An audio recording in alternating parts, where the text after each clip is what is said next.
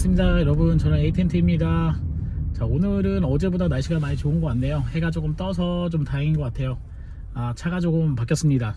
예전에 탔던 이제 마세라티 르반떼를 중고차로 정리하고, 네, 지금 그냥 뭐 중고 모델로 해서 마칸 터보 모델을 하나 가져왔어요. 키로수는 지금 한 9만 초반대 된 거를 가지고 오긴 했는데, 오늘 이야기의 주된 내용은 아마 중고차 내용이 되지 않겠나 생각됩니다. 이 차를 일단은 뭐 가져오게 된 거는 뭐 마세라티가 어느 정도 좀 많이 탔고 이제 정리할 시점이 된 거 아닌가 싶어서 이제 중고차 정리했는데, 마세라티 얘기 조금 하고 이제 이 포르쉐 중고차 얘기를 잠깐 하고 저는 뭐 오늘 이야기는 좀 마치도록 할게요. 일단 마세라티는 제가 이제 한 4년 정도 타면서 느낀 건데, 차는 되게 만족감이 좋았습니다. 뭐 사운드도 좋고 나가는 것도 잘 나가고, 그리고 SUV 치고는 상당히 좋은 느낌을 많이 받았기 때문에 이런 거의 뭐 스포츠카의 영역에 이렇게 준하는 SUV가 많이 없잖아요. 근데 그런 부분에서 되게 만족감이 좋았거든요. 특히 사운드 부분이 너무 좋아가지고, 그 F160 엔진 자체가 워낙 사운드가 좋아서 3리터 엔진에서는 나올 수 없는 그런 아주 우렁찬 사운드를 가지고 있거든요. 그래서 그 부분이 만족이 많이 됐고, 타면서 상당히 좀 아쉬웠던 부분 중에 하나는 연비가 되게 안 좋아요. 마세라티가 연비가 안 좋아갖고, 사실 그 기름을 많이 먹습니다. 하여튼 뭐 기름을 좀 많이 먹어서 그런 부분이 좀 아쉬웠던 것 같고, 마세라티 타면서 장고장은 한 번도 없었어요. 딱 한 번 그 엔진 체크 등이 뜬 적이 있었는데, 캐니스터라 그래서 유증기 부분에 관련된 거, 네, 그거 한 번 딱 주유기 마크 한 번 뜬 적이 있고, 그 외에는 경고등이라던가 일체 장고장이 하나도 없었기 때문에 저는 한 8만 킬로 정도 가까이 타면서, 네, 마세라티에 대한 그런 다른 분들이 가지고 있는 그런 선입견은 거의 없습니다. 그리고 차 자체는 아주 견고했다고 생각을 하고, 네, 아주 좋았던 것 같아요. 이런 부분은 뭐 이 정도만 할 것 같고, 일단은 감가가 너무 심하기 때문에 구매하시는 분들은, 네, 그 부분을 꼭 참고하셔야 될 것 같아요. 감가가 진짜 말도 못하게 심합니다. 그냥 생선을 하나 둘 셋 네 조각 딱 내면은 머리 부분만 남는 정도만 여러분이 타다가 남기 때문에, 그 부분 참고로 하시면 좋을 것 같고, 일단 마칸은 저는 이제 GTS 모델 한 18년식 정도 된 모델을 좀 구매하고 싶었는데 상태가 좋은 차들이 거의 없습니다. 포르쉐 타시는 분들이 뭐 차 관리를 물론 이제 뭐 잘하시는 분들 너무 완벽하게 관리하시겠지만, 중고 시장에 나와 있는 모델들 보니까 정상적으로 제대로 된 차들이 거의 없어요. 네, 그리고 누유가 엄청 심해요. 네, 누유가 엄청 심해가지고 엄청 누유가 심합니다. 대부분이 이제 뭐 프론트 케이스라 그래가지고, 저는 이제 엔진은 엔진 블락, 그 다음에 엔진 헤드 뭐 이런 식으로 구성이 되어 있고, 그렇게 두 조각 파트로 구성되어 있는 줄 알았는데 엔진은 세 조각으로 되어 있습니다, 여러분. 엔진은 엔진 블락, 그 다음에 엔진 헤드, 그 옆면을 닫아주는 프론트 케이스라고 하는 부분으로 해서 세 조각 파트로 되어 있거든요. 근데 그 일단 프론트 케이스 누유가 되게 심해요. 엄청나게 심한 편입니다. 거기에서 누유가 상당히 많고, 저는 좀 깜짝 뭐 딜러들, 중고 딜러들 이제 뭐 되게 오랜만에 이제 중고차를 한번 구매하는 거기 때문에 사실 시스템도 많이 변경되고 여러 가지 바뀐 부분이 있어서 제가 인지를 좀 많이 못했던 부분이 있거든요. 근데 요즘에는 정말 그냥 누유가 있으면 누유가 있는 상태로 그대로 놔두는 것 같아요. 그래서 이게 좀 이상하다 싶을 정도로 누유가 있는 차들이 많아가지고, 차 관리를 왜 이렇게 하지? 이런 생각을 좀 하고 있었거든요. 보통 옛날 같았으면 이제 중고 하시는 딜러분께서 차를 매입하게 되면 차에 누유가 있거나 이런 부분이 있으면 수리를 했을 거라고 생각이 되는데, 수리가 없고 그냥 누유가 그대로 나와 있는 상태로 돼 있는 차들이 많습니다. 저도 일단 차를 볼 때 누유가 없다고 일단은 되어 있었어요. 성능 기록지라는 곳에 누유가 한 방울도 없다 이렇게 나와 있었는데, 이거 누유가 뭐 진짜 장난 아닙니다. 밑에 언더커버 보면은 이게 거의 뭐 폭포처럼 흘러내리는 정도의 위험한 정도로 누유가 있어서 일단 성능 보험으로 처리를 했어요. 네, 그 부분을 이제 성능보험 처리를 했고, 밑에 이제 오일팬 쪽에서도 누유가 있어서 오일팬하고 요 작업 두 가지를 했고요. 그 다음에 그 프론트 케이스 앞쪽에 보게 되면 지금 사진 첨부를 해드리긴 하지만 이렇게 겉벨트라고 얘기하는 V벨트가 있어요. 근데 그 플리 부분이라고 하는 롤러 같이 생긴 부분이 이제 많이 노후되다 보니까 그 부분은 이제 그 부분도 수리를 했고요. 그리고 이 포르쉐는 저는 이제 처음 접하는 거라 이게 맞는 건지 안 맞는 건지 잘 몰랐었는데, 이게 진동이 좀 심해가지고 엔진 마운트 부분도 소모품 개념으로 좀 보고 있더라고요. 그래서 엔진 마운트 부분 뭐 이렇게 수리했습니다. 그래서 차를 이제 중고차를 구매하시는 분들은 아, 이거 잘 보고 사셔야 되겠다 생각을 합니다. 그리고 최종적으로 마지막으로 이제 했던 부분은 갑자기 추운 날, 네, 한 3월 말 정도에 갑자기 추웠는데 찌끄닥 소리가 많이 나왔고, 그리고 주행시에 핸들이 떨림이 좀 있었어요. 그래서 아, 이거 왜 이러지? 이렇게 생각을 했는데, 아, 밑에 부싱 부분이 다 나가가지고, 네, 원래 로우암이나 뭐 이런 거 교체를 해야 되는데, 로우암 풀 세트로 그냥, 그것도 이제 정품 세트가 아닌데도 거의 한 200만원에서 260만원 정도의 비용이 들어간다고 얘기하더라고요. 그래서 저는 그 로우암에 달려있는 뭐 부싱만 교체하는 곳을 찾아가지고 거기에서 이제 부싱을 또 이렇게 지금 사진 보시는 것처럼 교체를 했거든요. 그 비용은 이제 한 80만원 정도 들여서 지금은 이제 하체도 조금 땅땅해진 편이고 누유도 완전히 없어진 상태고, 이런 상태로 지금 한 2주 정도, 네, 주행을 하고 있습니다. 그리고 처음에 이제 그 중고차를 구매하시게 되면은 성능 기록지라는 걸 보게 되잖아요. 거기에 누유가 없다고 했는데, 누유가 생긴다 그러면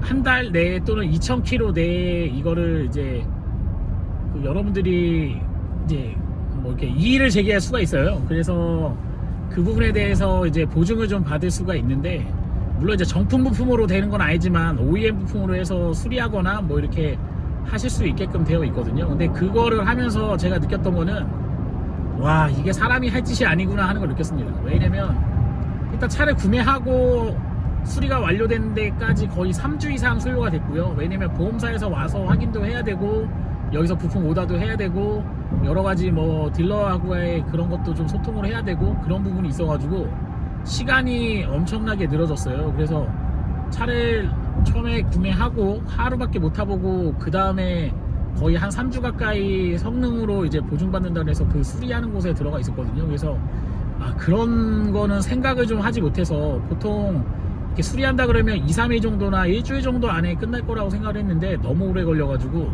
저도 약간 좀 당황했던 적이 있습니다. 그래서 그런 부분도 아마 여러분들이 중고차 구매하시면서 한 번 정도 체크해 보시면 좋을 것 같아요. 자, 이제 중고차를 구매하시는 분들 뭐 저 포함해서 많이 계실 거라고 생각이 돼요.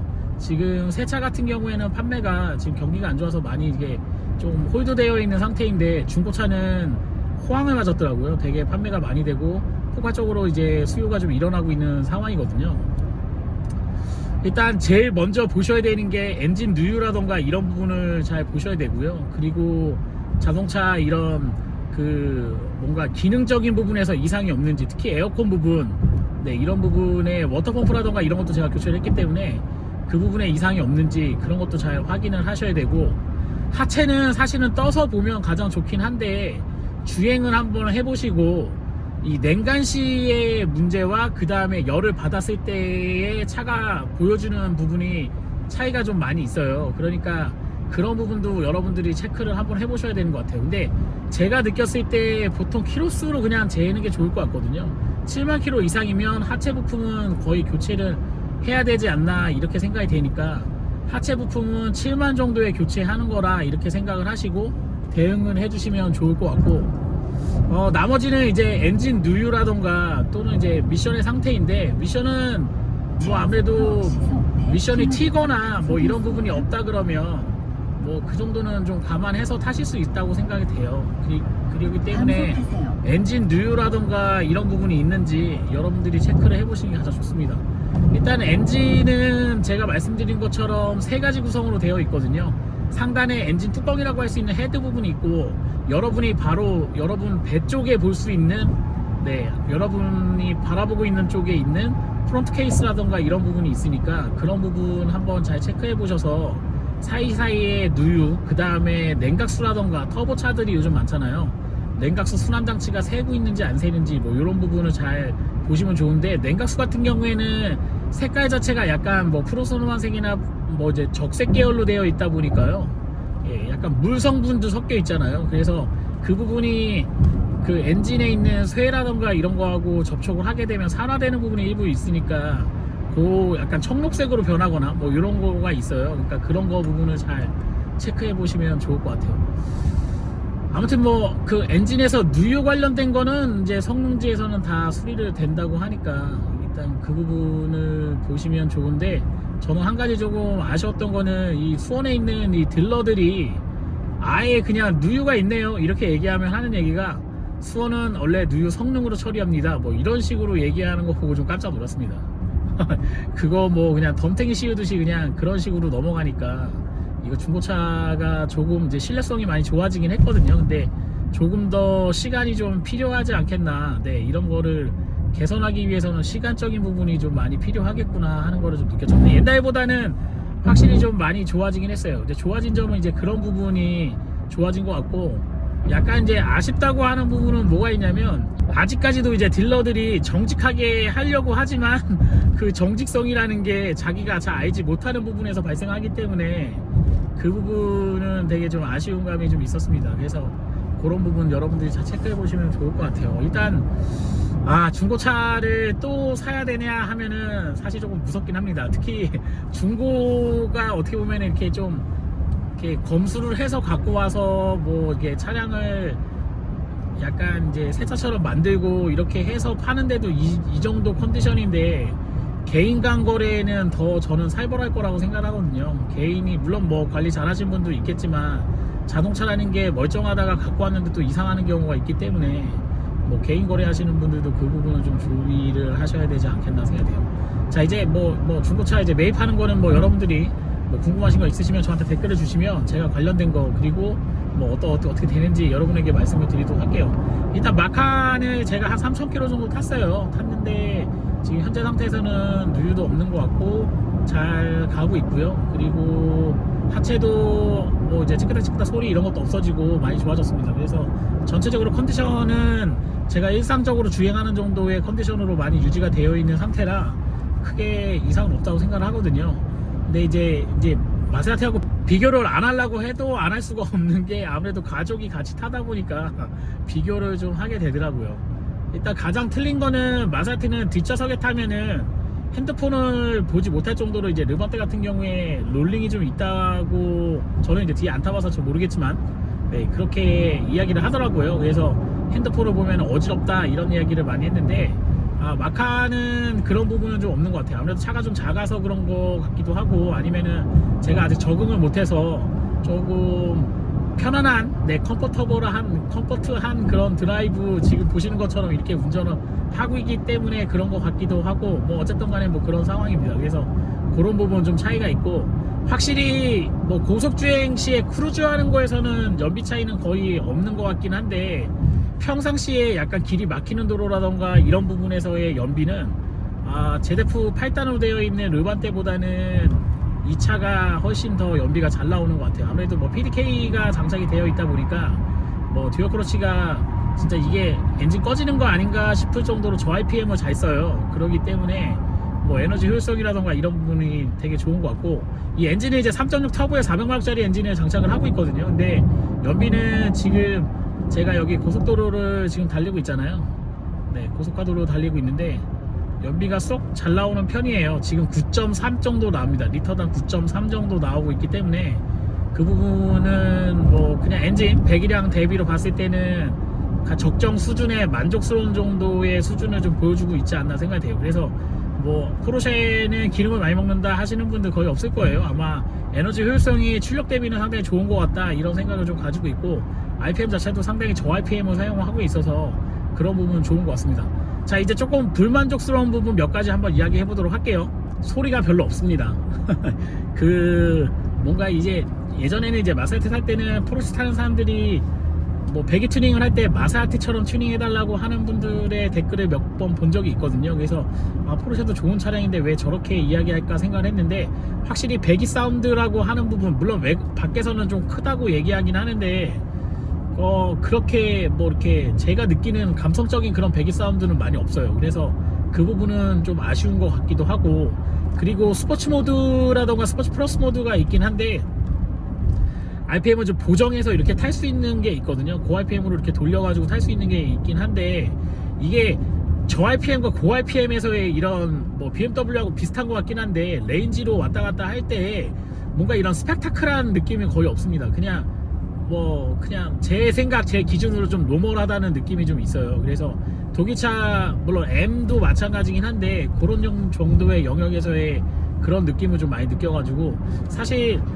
뭐 제가 느끼는 그런 이태리 차에서 느끼는 그런 감성은 좀 많이 없는 것 같아요. 그래서 그 부분은 좀 아쉽다 하는 느낌이 좀 있습니다. 그래서 차가 이렇게 좀 스펙타클하게 좀 바뀌어준다 그러면 뭔가 이 재미감이 있고, 지금은 되게 아주 일반 세단처럼 크루즈하는 차로 타고 있잖아요. 근데 이렇게 변모를 좀 180도 정도 바꿔줬으면 되게 좋은 느낌을 받았을 거라고 생각을 하는데, 그런 스펙타클한 느낌 자체가 거의 없습니다. 그래서 그 부분도 약간 아쉬운 부분이 있고, 뭐 하체 이런 거는 확실히 마세라티보다는 좋아요. 에어 서스펜션 둘 다 에어 서스긴 한데, 물론 에어 서스의 그 레인지라던가 왔다 갔다 하거나 이런 거는 마세라티가 더, 저는 그 AT 서스펜션이 들어가 있던 게 더 좋았다고 생각을 하는데, 어쨌든 뭐 약간 뭐 일반적인 독일차의 느낌하고 큰 차이가 없는 것 같아가지고 이 부분이 좀 아쉽긴 합니다. 근데 이 차 뭐 히스토리 여러분들이 알고 계시죠? 이 차는 그냥 뭐 마칸이 태생 자체가 아우디 Q5의 그냥 껍데기 가리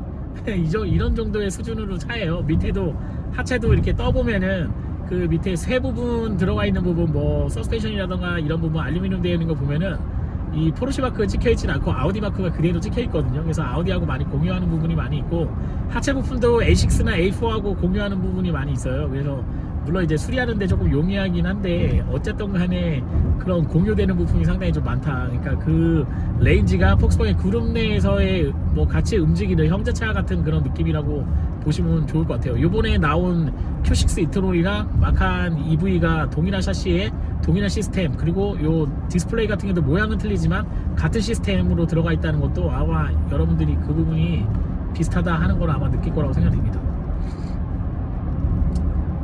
뭐 요 정도입니다, 여러분. 뭐 이게 차가 완벽할 수는 없겠죠. 중고차가 완벽할 수는 없는데, 확실히 중고차 살 때는 리스크가 있다는 거, 한 3일 정도는 제가 이게 성능 때문에 뭐 이렇게 들어가 있을 때 내가 이 차를 왜 샀을까 이 생각이 좀 들었어요. 괜히 산 거 아닌가. 그냥 BMW 320 MSP 하나, 320i MSP 하나 그냥 새 차 사는 게 더 좋지 않았을까 이 생각을 좀 많이 했거든요. 근데 뭐 며칠 타면서는 또 그런 생각은 좀 많이 없어졌습니다. 왜냐면 원래부터 제가 좀 작은 차를 좋아하기 때문에 요 정도의 사이즈의 차량이라 그러면 가족 단위 이동할 때 그냥 재미감도 있고 연료 효율성도 있고 여러가지 뭐 저희 배우자도 운전하기도 좋고 뭐 이러기 때문에 여러가지 좋을 거라고 생각을 했거든요. 그래서 뭐 그런 부분 때문에 차를 다시 바꾸게 된 거니까 뭐 잘 탔으면 좋겠어요. 일단 뭐 지금 뭐 한 몇 년 타보고 포르쉐에 대한 느낌이 제가 지금 가지고 있는 느낌 외에 더 좋은 느낌으로 발전한다 그러면 그때 한번 다른 차로 한번 대차하는 거를, 아니면 뭐 증차하는 거를 한번 제가 생각을 한번 해보고요. 만약 그때도 제가 이 마세라티에 씌어져 있는 이태리 감성을 뭐 벗어나지 못한다고 한다 그러면 그때 다시 또 마세라티라던가 아니면 다른 이태리에서 나온 약간 허술하지만 감성을 자극하는 그런 차를 또 한번 구매해 봐야 되지 않겠나 생각됩니다. 자, 차는 저는 정해진 느낌은 없다고 생각합니다. 그냥 여러분의 라이프 스타일에 잘 맞춰서, 용도에 맞춰서, 그리고 여러분이 좋아하는 하차감에 맞춰서 차를 구매하시면 좋을 것 같아요. 자, 저는 에이텐트였고요. 이제 이 차를 타고 어디 뭐 즐거운 명소를 또 이렇게 왔다 갔다 하면서 여러분에게 뭐 이렇게 정보 전달을 할 수 있는 거를 열심히 한번 해보도록 하겠습니다. 저는 에이텐트였고요. 좋아요와 구독 신청은 제가 좋은 영상을 찍는데 큰 도움이 됩니다. 여러분 고맙습니다.